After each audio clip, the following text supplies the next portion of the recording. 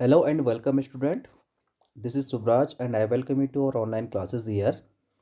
I have already uploaded the first video of this chapter. This is your civics book, chapter first, Indian Constitution. Okay, so today we are starting from here. So let's try and understand what we mean by this through two considering situation in the recent history of Nepal, a country that border India on the north. ठीक है, तो जैसे India है तो India के northern side में border पर क्या पड़ता है, एक देश पड़ता है जिसका नाम क्या है, नेपाल है। ठीक है, तो उसी की सिचुएशन के बारे में यहाँ पर दे रखा है। Until recently Nepal was a monarchy. Okay, मतलब कुछ सालों पहले जो नेपाल था क्या था, मोनार्की। तो मोनार्की क्या होता है, जहाँ पर किसका शासन होता है, एक राजा होता है, किंग होता है, उसका शासन होता है, उसे हम क्या कहते हैं, मोनार्की। ठीक है, so the previous constitution of Nepal which had been adopted in 1990 reflected the fact that the final authority rested with the king. मतलब ये था कि 1990 में ये क्या बना था, वहाँ का कॉन्स्टिट्यूशन बना था। तो उसमें ये बताया गया कि जो फाइनल अथॉरिटी होगी वहाँ का क्या होगा, राजा होगे, और उसी पर क्या होगा, सारा डिपेंड होगा। Okay, a people a people's movement in Nepal fought for several decades to establish a democracy, and in 2006 they finally succeeded in putting an end to the power of king। ठीक है, उसके बाद क्या हुआ, people's movement का मतलब है वहाँ पर जो लोग थे उन्होंने क्या किया, आंदोलन किए। ठीक है, और आंदोलन करने के बाद क्या है, उन्होंने फाइनली क्या कर दिया, डेमोक्रेसी लाए, वो भी 2006 में, और जो राजा की पावर थी उसे क्या कर दिया, समाप्त कर दिया। Okay, the people had to write a new constitution to establish Nepal as a democracy. और वहाँ के लोग क्या कर रहे हैं, अब क्या कर रहे हैं, मतलब कॉन्स्टिट्यूशन लिख रहे हैं कि कॉन्स्टिट्यूशन लिख रहे हैं नेपाल में किसके लिए, एक डेमोक्रेसी के लिए। Okay, the reason that they did not want to continue with the previous constitution is because it did not reflect the ideas of the country that they they want Nepal to be and that they have fought for. ठीक है, तो वहाँ के जो लोग हैं, नेपाल के लोग, नेपाल में पहले क्या था, मोनार्की था, एक किंग था, उसका राज चलता था, मतलब किंग्स का राज चलता था। तो पुराने वाले कॉन्स्टिट्यूशन, जो पुराना संविधान था, वो अब क्या होना चाहिए, पूरी तरह से समाप्त होना चाहिए, और अब क्या होना चाहिए, जो डेमोक्रेसी है, मतलब लोकतांत्रिक संविधान के लिए वहाँ पर क्या कर रहे हैं, लड़ाई कर रहे थे। Okay, as in the game of football in which a change in the constitutive rules will change the game altogether. Nepal, by moving from a monarchy to a democratic government, needed to change all its constitutive rules in order to user in a new society। देखो होता क्या है कि जैसे किसी football game में अगर क्या कर दिए जाए, उसके कंस्टिट्यूटिव रूल्स, मतलब उसके जो संवैधानिक जो नियम है उसको अगर बदल दिया जाए, तो पूरा का पूरा गेम ही क्या हो जाता है, चेंज हो जाता है। तो उसी हिसाब से जैसे नेपाल में पहले क्या था, मोनार्की था, राजा का शासन था। तो राजा का शासन होने के लिए वहाँ की जो गवर्नमेंट भी थी, या फिर वहाँ की जो क्या थी, जो संविधान था, उसी के आधार पर चलता था। लेकिन अब क्या हो गया है, नेपाल में डेमोक्रेटिक गवर्नमेंट बन गई है। ठीक है, एक लोकतांत्रिक सरकार बन गई। तो वहाँ की जो सोसाइटी है उसी के हिसाब से क्या बनाना पड़ेगा, वहाँ पर संविधान बनाना पड़ेगा। This is why the people of Nepal adopted a new constitution for the country in 2015। अब क्या हुआ, 2015 में वहाँ के लोगों ने क्या किया, नया कानून, जो नया क्या था, संविधान था, उसे अडॉप्ट किया। कब, 2015 में। The captain along side elaborate Nepal struggle for the democracy. Okay, और इस चीज़ को, या ये जो क्या था, कॉन्स्टिट्यूशन था, जो संविधान था, कैसा, डेमोक्रेटिक संविधान के लिए वहाँ के लोगों ने क्या किया, जो कैप्शन कैप्शन का मतलब है ये वाला। ओके, जो यहाँ पर दे रखा है उसके बाद में डिस्कस करेंगे। Okay, the second important purpose of a constitution is to define the nature of a country's political system.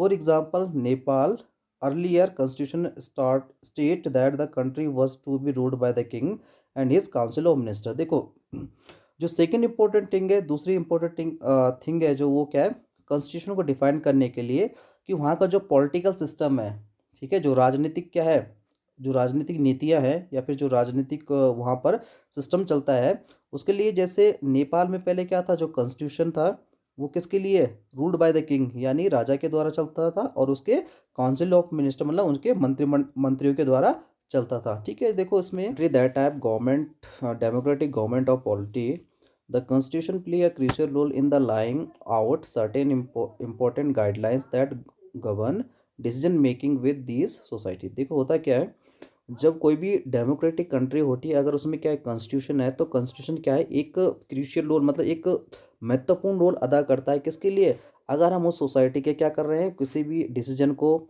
या फिर कोई भी गाइडलाइंस बना रहे हैं। Okay, in a democracy we choose our leader so that they can exercise power responsibility on our behalf. हम क्या करते हैं, डेमोक्रेटिक यानी लोकतांत्रिक जो क्या है गवर्नमेंट है हमारी, ठीक है, उसमें क्या करते हैं हम अपने लीडर को क्या करते हैं खुद चुनते हैं, अपने आधार पर खुद चुनते हैं, ताकि वो क्या करे रिस्पॉन्सिबिलिटी से अपने पावर का हमारी तरफ से क्या करे यूज़ करे। Okay, however there is always the possibility that these leaders might misuse their authority and the constitution usually provide safeguard against this. ठीक है, अगर होता क्या है, जैसे कोई भी क्या है लीडर्स है, वो क्या कर सकता है अपनी जो अथॉरिटी है उसका क्या कर सकता है मिसयूज़ कर सकता है, क्या कर सकता है मिसयूज़ कर सकता है। इसीलिए कॉन्स्टिट्यूशन ने क्या दे रखा है, एक सेफ गार्ड की तरह, मतलब हमारे लिए क्या दे रखा है एक सेफ गार्ड की तरह काम करता है, जो इसके अगेंस्ट जा सकता है। Okay, this misuse of authority can result in gross injustice as demonstrated in the classroom situation below. ठीक है, तो यहाँ पर एक डेमोन्स्ट्रेशन दे रखा है कि क्लासरूम में भी क्या हो सकता है, इस तरह की चीज़ें हो सकती हैं। देखो होता क्या है, जैसे कोई क्लासरूम है, ओके, तो क्लासरूम में मॉनिटर, क्लास मॉनिटर बनाए जाते हैं बेसिकली, या तो क्लास टीचर के द्वारा बनाए जाते हैं या फिर किसके द्वारा बनाए जाते हैं, मतलब क्लास में वोटिंग करा के। ठीक है, तो जैसे वोटिंग कर दी किसी स्टूडेंट को उठा के कि भाई क्या करो, इसको क्या करो वोट करो कि कौन आपका क्लास मॉनिटर होना होना चाहिए। ठीक, तो इसमें देखो एक सुरेश है, तो Suresh the class monitor, he is a बल्ली, मतलब काफ़ी नॉटी टाइप में है वो। ओके, और Suresh is the class monitor, his classmate are not too fond of him. उसके जो क्लासमेट्स हैं उसे बिल्कुल भी क्या नहीं करते हैं, पसंद नहीं करते हैं। Mrs Roy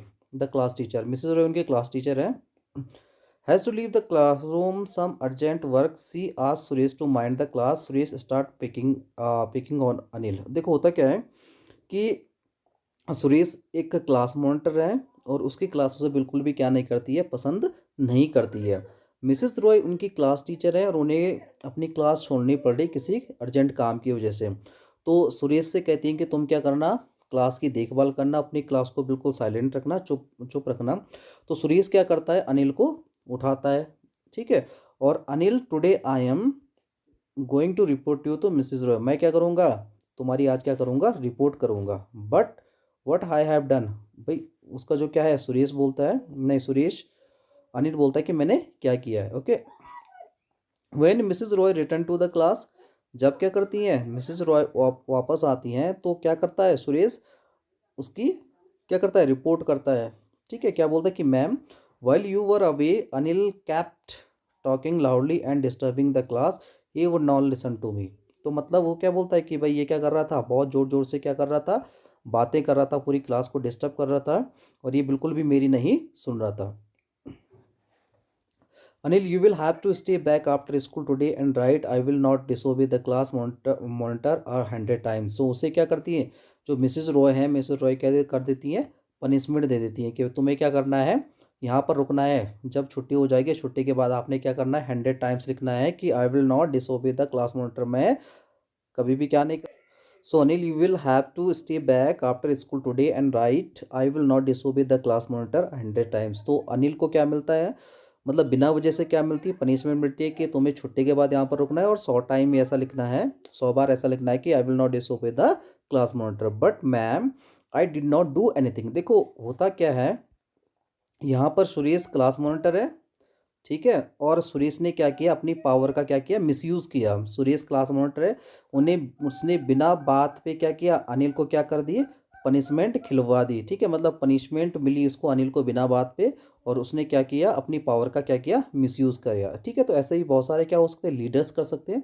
so in a democratic society the constitution often lays down rules the guard against the misuse of authority by our political leaders. तो जो डेमोक्रेटिक सोसाइटी है या फिर जो हमारा कॉन्स्टिट्यूशन है, ऐसे ही क्या है, जो पॉलिटिकल पावर्स होती हैं उनके मिसयूज़ के लिए हमें क्या करता है, एक गार्ड या फिर सेफ गार्ड का काम करता है। Okay, in the case of Indian constitution about which you will read more later in this chapter, many of these law are contained in a section of the fundamental rights. अब आगे यहाँ पे fundamental rights, उसे कहते हैं मौलिक अधिकार। मतलब कॉन्स्टिट्यूशन में भारत के संविधान ने हमें कुछ क्या दिए हैं, मौलिक अधिकार दिए हैं, जो हमारे क्या हैं, जो राइट्स है उन उनसे जो उन्हें हमें देता है। और इस तरह के जो मिसयूज़ होते हैं, जो पॉलिटिकल लीडर्स होते हैं, उनके मिसयूज से हमें क्या करता है, बचाता है। Okay, do you recall the chapter on the Dalit writer Om Prakash Valmiki experience in the school from your class seventh book? ठीक है, सेवन्थ क्लास में आपको याद होगा एक चैप्टर था हमारे पास, किसके, जो दलित राइटर थे ओम प्रकाश वाल्मीकि का, जिन्होंने अपनी एक फेवरेट बुक लिखी थी Joothan. Okay, in that chapter we talked about the discrimination Om Prakash faced because he was a Dalit. ठीक है, तो उस चैप्टर में हमने डिस्कस किया था कि जो उनके साथ डिस्क्रिमिनेशन हुआ था, जो भेदभाव हुआ था, बिकॉज क्योंकि वो क्या थे, एक दलित थे। Okay, so you read about how the Indian constitution guarantee the right to equality to all person and says that no citizen can be discrimination against on ground of religion, race, caste, gender and place of birth। मतलब उसमें क्या किया, जो previous chapter था उसमें हम discuss कर चुके हैं कि जो इंडियन कॉन्स्टिट्यूशन है वो इस चीज़ की गारंटी देता है, राइट टू इक्वलिटी, मतलब समानता की, कि कोई भी पर्सन क्या नहीं है, कोई भी सिटीजन, भारत का कोई भी नागरिक किसके बेस पर, रिलीजन, धर्म के बेस पर, रेस के बेस पर, कास्ट के बेस पर, जेंडर और प्लेस और बर्थ के बेस पर क्या नहीं किया जाएगा, डिस्क्रिमिनेट नहीं किया जाएगा या फिर भेदभाव नहीं किया जाएगा। Okay, the right to equality is one of the fundamental rights guarantee by the Indian constitution. मतलब भारत का संविधान क्या करता है, हमें इस चीज़ की गारंटी देता है कि हम सब लोग क्या हैं, बराबर हैं। ठीक है, हम सब लोग बराबर हैं, हर हमारे पास क्या एक फंडामेंटल राइट्स है, एक मौलिक अधिकार है कि हम सब लोग क्या हैं, बराबर है, समानता का अधिकार है। Okay, so student, after this we will discuss in the next video. So thanks for watching video, take care and good bye.